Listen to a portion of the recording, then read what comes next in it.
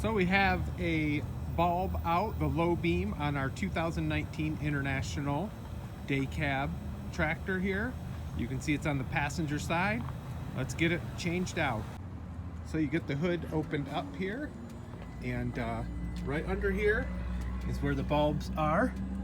So you have your turn signal here, and then you have your high beam here, and then this is the low beam. This is the one we want to change right here. So you just twist it like that and pulls out, and then to put it back in, you snap it, just give it a little half a turn there. Okay, so this happens to me quite often on these tractors.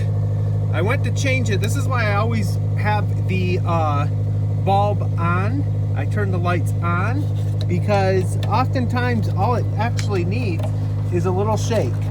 But if you were going to change it, you take the bulb out, twist the bulb out, and get a new one. Actually, it's a plug-in right here. So that's how you would change it, but we actually don't need to change this bulb because all it was a little loose.